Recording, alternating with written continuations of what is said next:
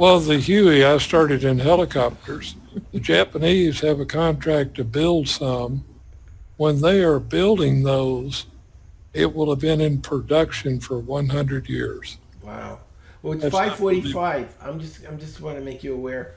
So I'm gonna start. Is it Okay, okay give me if just I a minute. want? I'm looking up an invocation. Okay, I'm not sure what happened to Rick. He's usually here. Rick's had some health problems and he Yeah. might have a relapse. Uh, a relapse of the cancer, or just from Well, treat? I don't know. I mean, you have up days and down days. I don't. I just have down Yeah, days. he had some surgery. It's very brain surgery. It's very Oh, hit two in 1 week. oh, geez. Yeah, they. So he looked really good last time I saw him. So that was encouraging. Okay, I'm gonna just open the meeting. Welcome to the E Club of North Texas Rotary.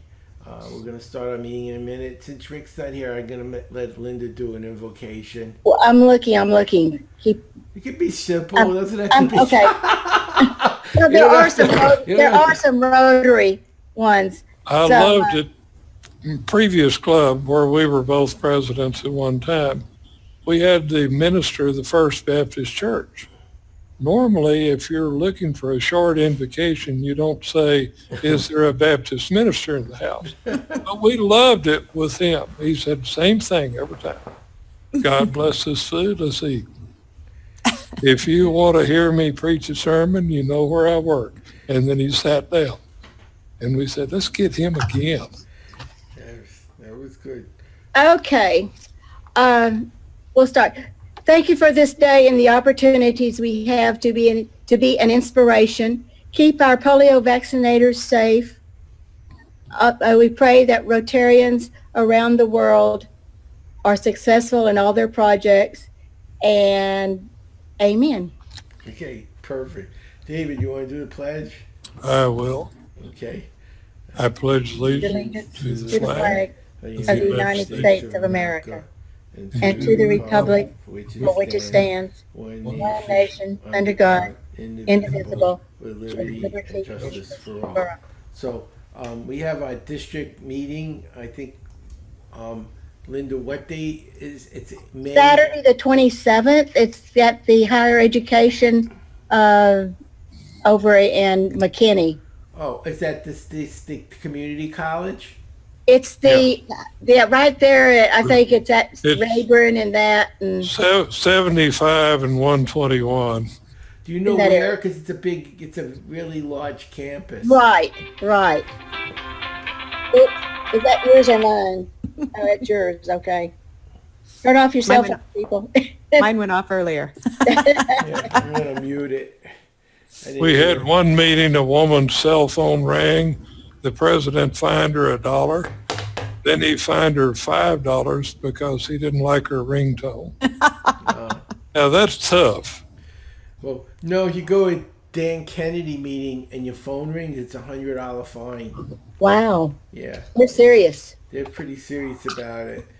And I've seen a few people that they had to pay the $100. They were pretty strict, but they donated the money to a charity, so it wasn't that they were keeping Yeah. it. But that was a little stringent, I thought. Okay, so the meeting is on April 27th. I'm going. Are you going, Linda? Oh, I'm a moderator. Oh, then you're going. That's And David's going as a president-elect. Well, I start out on your session talking, if you'll let me talk, and then I got to move to the president-elect session. Oh, okay. Fine. So we're having. I missed the meeting when we picked officers, so I'm president-elect. Okay. So is there anything else when was the date for the McKinney air thing? Oh, that's going to be May 17th, I believe. Let me get my calendar. That's the, It's either May 11th or May 17th. I'll have to check Yeah. on it again. Michael, what we were doing there is called Challenge Air. Rotarians that have airplanes, bring them up to the airplane or To airport, McKinney? and we have kids who are challenged. It may be physical, it may be mental. and they take them up for a 20-minute flight, let them hold the controls. Oh, I assure you the real pilot's hands are not very far away from the other controls. They had one blind girl fly, oh, Oh, and cute. we'll do 150 to 200 kids in a day. that's Oh, That's fantastic. one of the things our club, we're loaders. We get them loaded and unloaded. But they feel if they can fly an airplane, they can do anything. Oh, gosh, no kidding. Talk They about do. achieving your potential. Very Yeah, and they nice. do this across the country. Is there any other business, Linda, that we need to introduce? Um, 'Cause you're I usually the think one who knows. That was all that I had. Okay, I don't have anything to add either. I'm going to be there. It's not this week, is it? No, it's next week. It's not next week. next week. Do you have anything, David, that we need to bring up? I can't think of anything. Okay, perfect. Well, see, I told you we're pretty quick getting to the speaker. If you would like, Michael, at the bottom of the screen in the middle, it says share. If you want Yep. to do a PowerPoint, you click on that and you can take control and we can see it. That's up to you. If you, I guess that's a yes. I'm going to say that's what you wanted. So without further ado, it's Michael Sherlock, Shock Your Potential. Thank you so much for agreeing to be a presenter tonight, and we'd love to have you as a member if you consider joining Rotary. Go ahead. Well, thank you. Thank you so much. It's been a while. I used to be involved. I've never been a Rotary member, but I have interacted and spoken at them many, many times in previous parts of my my career. So it is a pleasure. This is the first time I've been back with one since, I'm going to say, probably 99. So it's been a while. So let me tell you a little bit about myself. My name is Michael Sherlock. I have very different colored depending on the day, as you see my other picture. I talk about sales, leadership, and customer experiences, and I talk to people about how they achieve their top potential. So I will, if all is a go, I'll kind of run with this, and then if you guys want to interact, please just feel free to interrupt along the way. Sound good? Okay. Okay. So a little bit about my background is I've spent my entire career in a leadership level of some point, and the last two positions I had, I was a VP of sales for two different global medical device companies, which sounds great and exciting. It's, all it means is you've got big headaches. So I led teams of hundreds and hundreds of people. The highest point, I had a little over 500 people I was responsible for, and roughly about $100 million a year between revenue and operating expenses. So there was a lot on my plate. And with that, I had to develop my team to really reach their own potential. So my salespeople had to hit high sales targets. My leaders had to be able to motivate and develop people. But ultimately, I like to look at this as looking at each individual that I interact with and saying, where do you want to go? What is the ultimate potential for you? And some people that is about their career. Some people it's about getting to retirement potential. Some people it's about starting a business. Some people it's leveraging their passion for a cause, such as what you do with the war against polio in the Rotary Club. So it's about whatever potential is to you. That's what I try and help people to unleash. So the first question I always ask everybody is, what is your potential? Do you even know what it is, what you want to accomplish? And you have to take some time to really create a framework to understand what is it I'm going after. I tend to have a lot of people who seek me out for career advice. So younger people in their career or people that are in transition in their career. And a lot of people are trying to say, hey, I just really want this. And this might be a promotion. This might be, I'm unhappy in this company and I want to find a better place. This might be, I want to sell my idea. And regardless of what it is, until you start to put words to it, it's still just kind of a dream out there with no real boundaries. So I help people to narrow down the vision. What is the vision clearly? How do you see that in action? And to be really direct in terms of what that is. So, years ago we used to talk about, putting like a vision board, or, if you wanted to take that trip to Tahiti, you cut out pictures of Tahiti and you put them on the wall and you looked at them, and pretty soon you'd say, well, I'm going to go to Tahiti because I'm tired of looking at the pictures. But it's about being very clear specifically about what that vision is. People that come to my trainings or they sit in the audience of presentations that I'm doing, usually though it surrounds their career. Do they want to increase their customer base? Do they want a promotion? Do they want to build a business, own a business, start a business? Do they want to get to a higher level? They want to get to the C-suite and run a company. And as we're very clear about it, then you can start to say, how do I tackle it? Primarily, the biggest gap between what anyone wants to accomplish and whether or not they actually accomplish it is putting a plan into motion. And I have a lot of fun with whoever I'm speaking with, just reminding us that nothing I'm going to say is going to be anything overwhelmingly shocking or surprising, but it's really about recognizing the steps to create the plan, implement the plan, evaluate the plan, and then see how the plan evolves as it goes along. So my platform's called Shock Your Potential. And in that, I want people to be shocked a little in terms of what they're doing. Because if you're doing the same thing every day, then you don't deviate. You don't have those big jumps. You don't have those big leaps. And I always think of shock as, a little bit of that, the paddles on the chest that, prompt you to wake up and say, okay, now I'm going to do something different today. So I broke down Shock Your Potential into 8 steps. And Shock Your Potential, this framework, is actually going to be my 3rd book that will be out the end of 2019.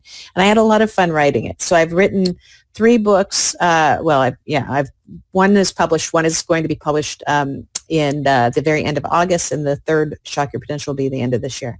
And all my books, I wrote them like novels. They're stories. I have characters that follow through, because my greatest belief is that you can read a lot of texts and you can read a lot of manuals, but they don't mean as much until you see how they can apply it in your life.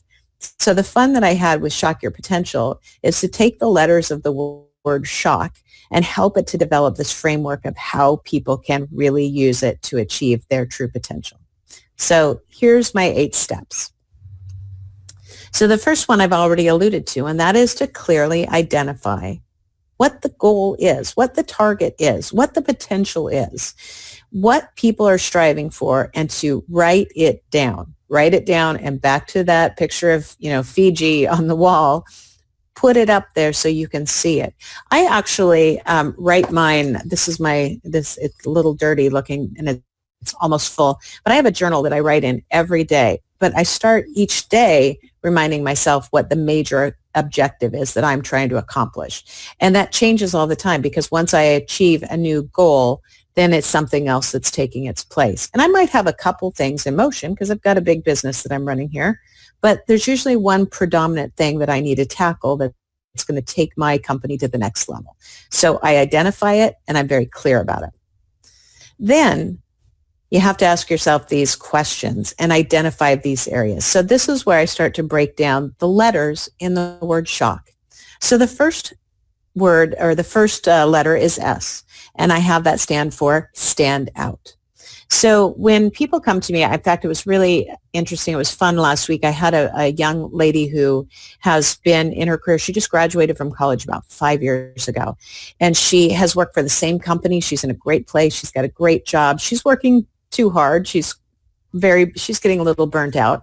And we identified what she wanted. And we talked very clearly about the fact that most of the time, if you're burned out, it's really not the company's fault.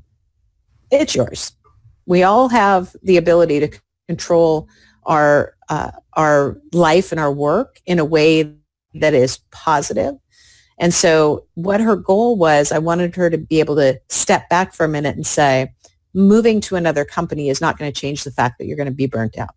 You'll have a little bit of a lag, but eventually you'll do that again. So instead, let's carve back again and say, what do you want to accomplish? And she said, I want to use my skill set in another job. And I think I might still want to use it in the company that I'm in. If not, I'll go somewhere else. And I said, great, that's a perfect example. But the question to me is right now, would anyone in your company think of you for that job? This was a great question for her because she said, well, I don't know. How would I know? And I said, if you don't stand out in what you're doing to be clear about what you're trying to achieve, then nobody's going to recognize that in it before you do. And the goal is to make sure that you are seen in a new role before you even achieve it so that you stand out. You want to be memorable. So in my business, I'm memorable for a couple reasons. I have a man's name, so that helps me stand out right away. I also have kind of fun colored hair. Those are things that make me stand out, but they aren't enough to make me memorable. You might remember me, but you might not remember my message unless my message stands out. What is it about what I'm trying to accomplish will stick in somebody's mind? So with whatever the goal is, that question is, how are you going to stand out? In the case of this young lady that I was working with, the dialogue that we ended up with is because she wanted to have a job that's kind of similar to what she's doing and yet in a vastly different part of the organization, I said, let's talk about what are people that are in those roles or similar roles, what are they doing? And are you standing out the same way they are? When she said, no, I'm not doing anything that they're doing, I said, okay, then let's identify what you need to do to operate in a similar fashion to them, but also to make sure that you stand out, that you don't look like just one of them. You don't want to just be part of the crowd. You want to stand out from the crowd. So as we go through, the next question that I pose to people is, what are the skills that you need not only to stand out, but to achieve your potential? So the H stands for hone. So to hone your skills. If you want to achieve anything that is different from where you are today, you're going to need a different skill set. And you need to identify what that skill set is. You're going to have to find the resources to develop that skill set, and you're going to need to hone them. You're going to need to strategize to become better at what you're not doing now or what you want to accomplish. So as we talk about honing the skills, then we talk about different ways that you can make that happen. And let me give you an example. I had somebody who wants to, I met with her a few weeks ago. She's already a store manager in a very large retail chain. She wants to be a district manager. So she already knows clearly what she wants. She wants to work at it within her own company. She's identified how she wants to stand out. But the skill set that she's lacking is leadership of multi-unit. So she knows how to run one store with 30 people that report to her. What she doesn't have, it's in the way of her getting that multi-unit potential, is she doesn't have the skill set yet of managing multiple people in remote locations. So how does she hone that skill? That became the question. How do we do it?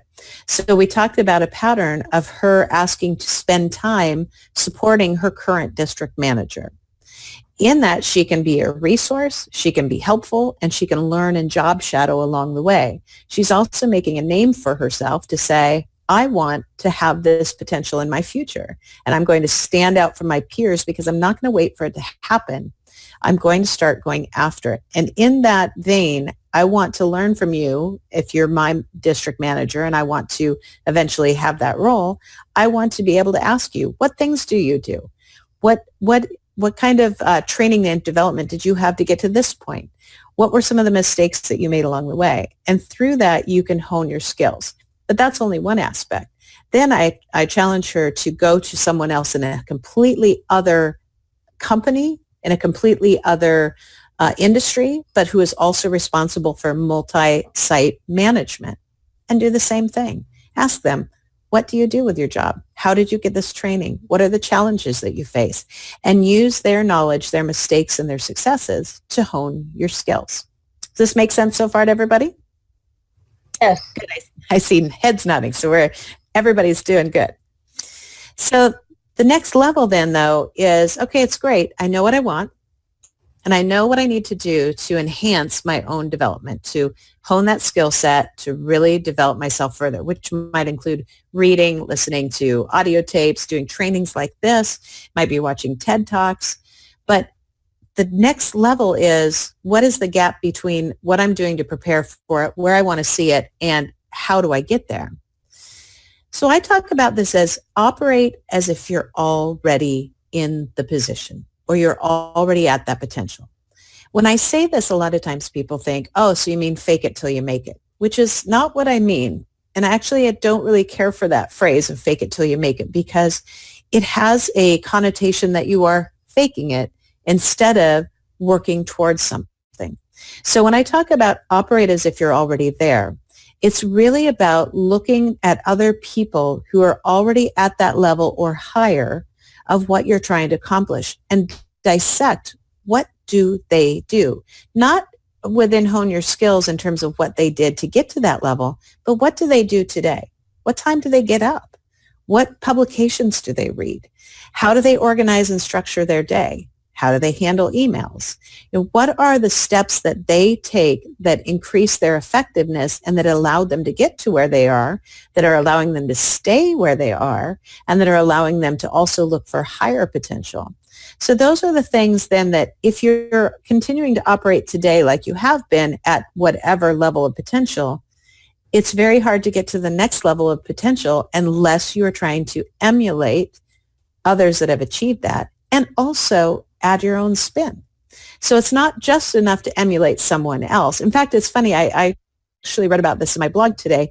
And as I was thinking about, I can't remember her last name, but Elizabeth, the gal that who was the president and CEO, she's was trying to be like Steve Jobs, and she ran this company in the ground. She said if one drop of blood is going to be able to, we'll be able to take that and run hundreds and hundreds of tests. And now, this woman's going to go to prison.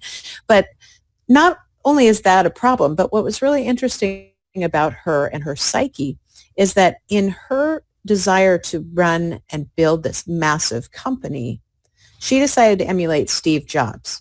But she emulated him not in how he thought or acted, but in how he dressed and how he spoke.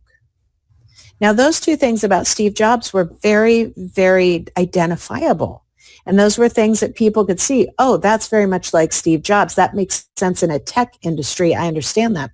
But the gap is that she was only putting on a mask to operate that way. Excuse me. She was not thinking in operational standards like Steve Jobs was. And it makes me think, when you have somebody like that who only wants to play a role, eventually it's going to fall apart if you have no substance behind it. But if you really were trying to operate in the way that Steve Jobs operated, you would think about, here's a problem. We're not achieving this goal. What's wrong? Let's dissect it.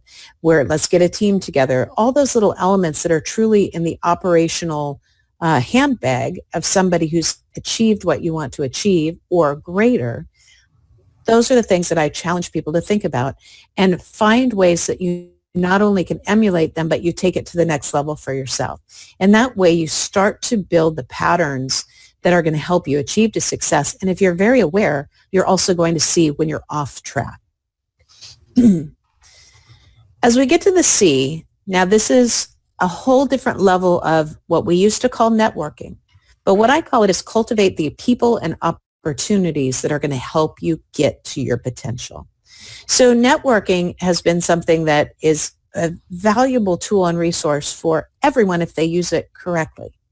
But there's also a huge opportunity within cultivation of people and networking that many people don't take advantage of. And that is, number one, not just networking to network and see who can get you to the next level, but really being strategic in terms of who am I interacting with, why, and what opportunities can I garner from this rather than just this one moment. Thinking of rather 5 steps ahead instead of the sale today. So in other words, can I think about closing, an entire account versus just getting one sale today? Can I think about trying to achieve a longer term relationship with this person than whatever my short term immediate need might be? So when you cultivate people and opportunities, you are looking for ways to have a synergistic effect with other people and be clear with them and honest with them that you are seeking them because you know that they are going to be valuable assets along your journey. And I've seen people networking, the it's interesting today, the change in our generations, because networking with the millennials is much different than networking with baby boomers. It's much different than the Gen Xers. And if you look at how people interact, there's a little nervousness with a lot of millennials in terms of how they interact with each other and people in other age groups. And it's nothing against millennials. It's just different. On the flip side, those of us in other generational groups sometimes have challenges interacting with millennials. And yet both have needs and ways that they can help each other. So it's really looking at that circle of influence from a different way and saying, who do I really need? Who do I need to know? Why do I need to know them? How can I share my journey with them? And how can I cultivate that and look at those opportunities that are going to get me to the next level? One of the greatest tools today is LinkedIn. LinkedIn is the online networking opportunity that is something I would have never seen coming, and it is brilliant when it's used the right way. And I'm going to give an example of it in just a few minutes, where I kind of walk through all of the SHOCK factors and pull it through in a minute. But really, the opportunity to cultivate new people and opportunities exists there on LinkedIn in a way that has never existed for us. And if you use it and use it correctly, it can really take anybody's potential to heights that they've never dreamed. So I'm going to just finish up on the K for right now before I finish all the 8 steps and talk about know. And know stands for know your worth and know your value. It's important that anyone who's going to achieve a higher level of potential knows what they bring to the table and has confidence in that. And that knowing your worth and knowing your value allows you to operate with more confidence. And thus all those other elements then start to play to them. You can stand out differently when you know your worth, know your value. You can hone skills and be honest with yourself when you know where you have gaps, because you know your worth, you know your value, but you're honest with where you are. You can operate as if you were already at your level when you know that you deserve it by knowing your worth and knowing your value. And you can feel more confidence cultivating people and opportunities when you know that you have the right to create those new relationships because of where your value is, knowing your worth and knowing your value. And I want to just take a minute here before I finish on the 8 steps and give an example with LinkedIn. So LinkedIn is a platform that today can drive people's potential much farther and much faster. But many people that I know, if they say, oh, well, I'm on LinkedIn, I have my profile there, for most, maybe not most people, but many, many people use LinkedIn. If they do, use it as a placeholder. It's a placeholder for their resume. It's something that's just there, another social media mode. But LinkedIn has one of the greatest opportunities for people to stand out. And stand out meaning, even though I can't even tell you how many millions. I just saw the numbers on LinkedIn and it's totally went in and out of my head. But worldwide, LinkedIn membership it's unreal. But you can still stand out if you know what you're trying to achieve. So for instance, the example I was telling you about the young lady who's a store manager who wants to be a district manager, the great thing about LinkedIn is if you want to be able to show that you have the potential to operate as a district manager, go in and start reading posts from other people who are district managers. Connect with people that are district managers in other companies. Read what they write. See how they operate.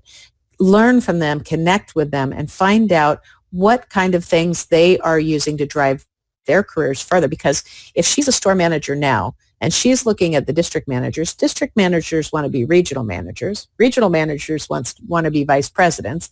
Everybody's in a sense of an evolution. And if you look at that next level up, you'll see not only how they operate now, but you can see where they're going. And you can use that to stand out by posting things that will also let you be seen. So people who post different motivational things, or maybe they post sales tips, maybe they post information on how to recruit and maintain talent. Anything that they post allows them to stand out and be recognized as already achieving some of that success. And as you pull it through, then that means you're already operating as if you're already there. you're beginning to cultivate people and thus opportunities that can take you to the next level. And it'll allow you to feel more confidence while you know your worth and know your value as you start to move along the process. Is everybody with me so far? Yes. Everybody's still awake. All right. Still awake. All right, good. I'm taking notes. Oh, good. You can listen to it all over again too. That's right. So once you have these elements, then the key is to create a plan. So if you go through knowing what the vision is, what is the potential I want to achieve? How am I going to stand out? What skills do I need to hone to get myself there? How do I need to operate as if I'm already there? What's that look like? Who do I need to cultivate some new connections with? And what opportunities will those bring me? How do I know what my worth and my value is? We put it into a plan that you start to actually pull through. So if I know that the first thing I need to do is create the vision and be clear about it, then boom, that's step one of the plan. Put it on the wall, have something that now is concrete.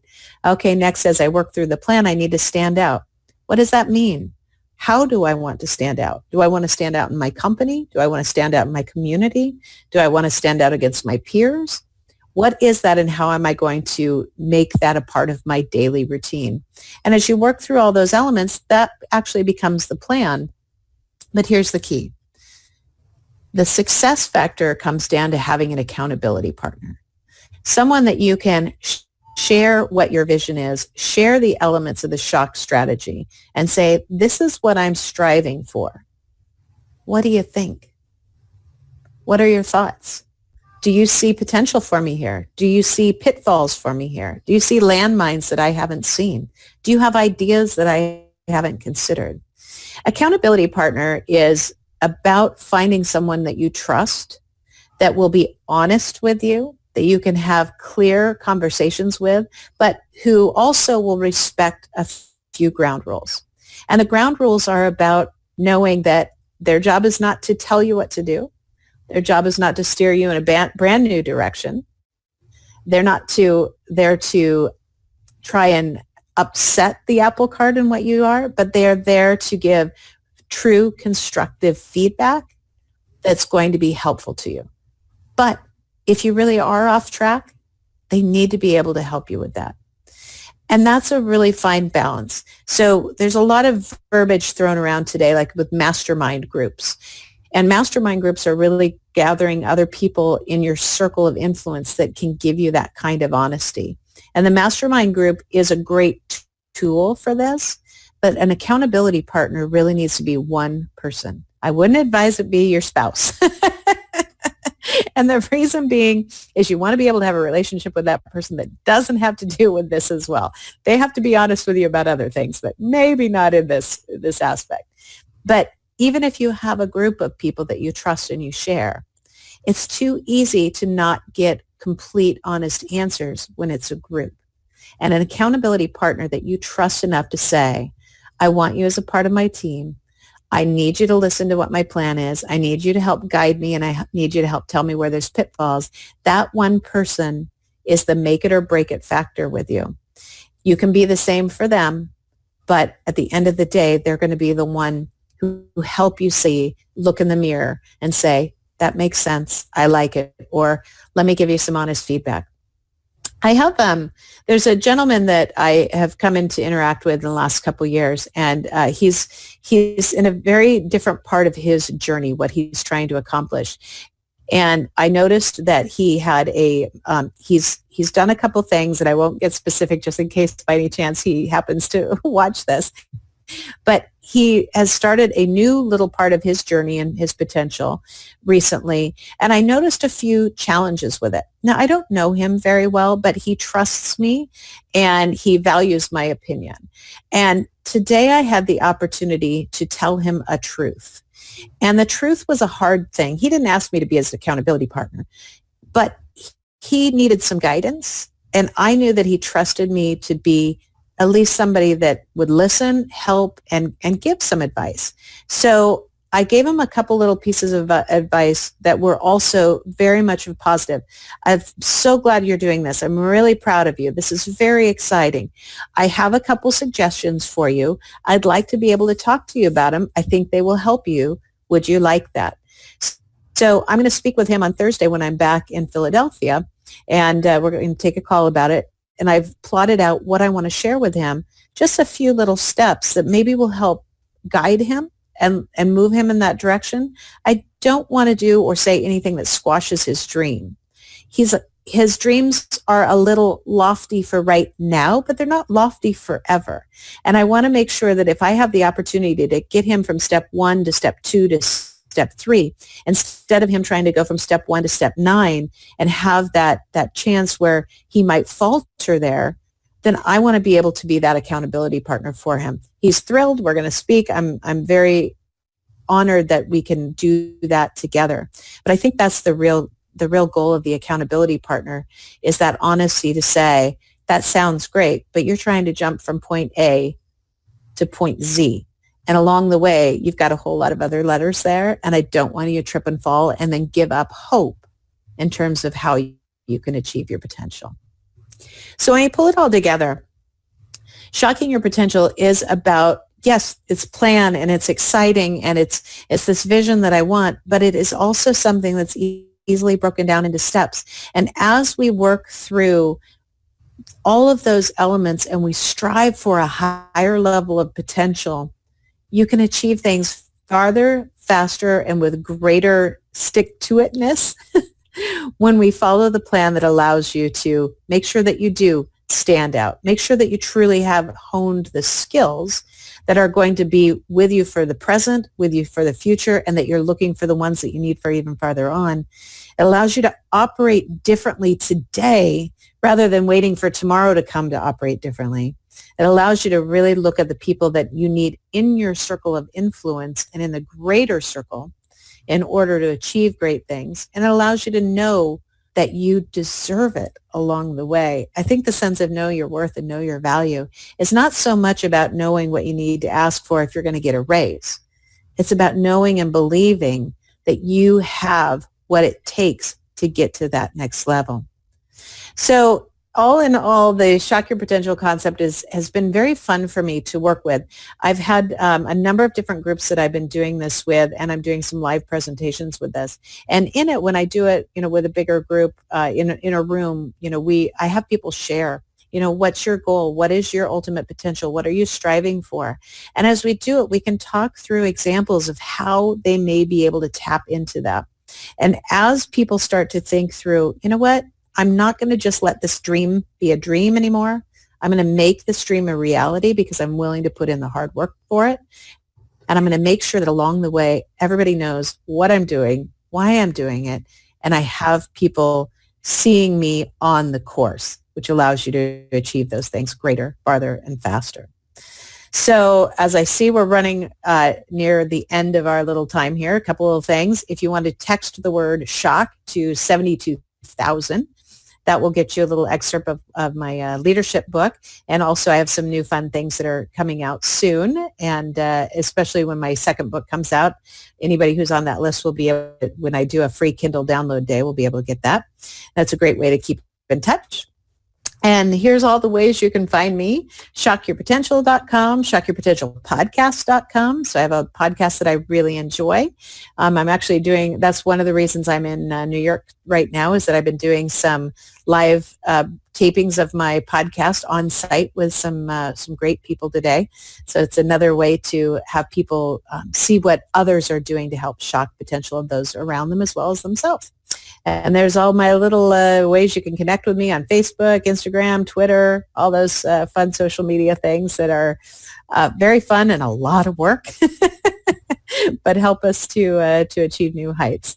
And with that, I am. That's kind of the end of my little spiel there. Do I have any? I'd like to make a comment if I could. Absolutely. We have a friend that's blind, been blind since he was 8 months old. But he says what's worse is being blind and having no vision. Yes. And you talk about vision, and he always talks about vision because that's what he perceives. He has a vision of what everything is, what it's going to be, and he's very successful. It's so true. It's really true. And I actually have another speaker friend of mine in He has, his company is called Radical Vision, and he doesn't have sight in one eye, and he lost it from a brain tumor that he had. And it's really interesting where he talks about having people make sure that you can step back and see clearly without being, I guess, kind of misdirected by all the things and the worries and thoughts we have, but to be able to see clearly. But yeah, I agree. I love that. Very Okay, wise and of your also we friend. had Charlotte come in. She's on her phone. Hi, Charlotte. Well, she was there. She's there. Our She's phone's muted. still there. I just, Her I phone's just still there. signed up for your thing. I sent you. Oh, good. What Blake actually said, it's worse to have sight but no vision than it is to be blind. Yeah, it's true. I think that's very, very wise. He's done a program with us of his parachute jump. Wow. I'm not doing that.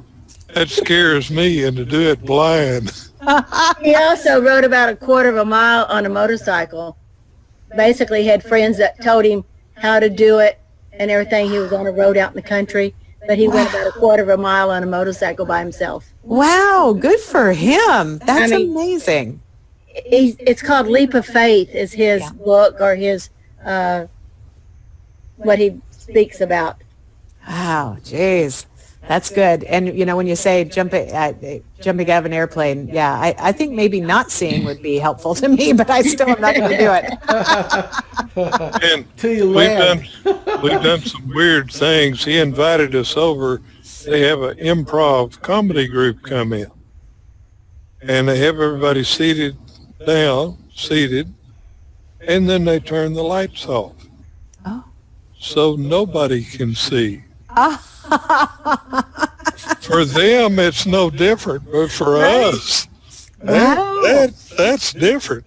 That is, It does put a little bit of stress on the comedians because they don't know how to see what everybody's reaction is. right. Yeah, you don't get the But any physical. visual that you can't see visually what you're trying to do. Yeah, the visual cues are so important. Yeah. If that's what we're used to, without a doubt. Oh my gosh, what an experience. But it's called a bat cave or something like that. So that's fun to go to. But we're We've gonna got thank some you, interesting Michael, friends. Yeah. for presenting. I enjoyed it. You're welcome. Thank you guys. I really appreciate the opportunity. And we will have Howard send you an invitation and application to see if this might be something you But- might want to work with. But until then, or if you don't want to do it, you can just visit our club Yeah, All use the right. link. Same anytime. link, You same know link. how to get to us. I know how to find you and when to find you now. You're welcome to join. I'm going to close the meeting with the four-way test and thank everyone for coming. And of course, Michael, a lot of people will watch the video. That's why they join our group so they can come in at their leisure. The four-way test, the things we think, say, and do. First, is it the truth? Second, is it fair to Fair to all concerned. Third, will it be Will it build goodwill and better friendships? And fourth, will it be Will it be beneficial to all concerned? concerned? And our fifth one is, will it be fun? Thanks, everyone. I'll see you next Tuesday. Take care. Hey, Thanks thank again, you. Bye-bye. Michael. Thank you, Appreciate everyone. it. Take Yeah. care. Thank you. Thanks for coming. Bye. Bye-bye.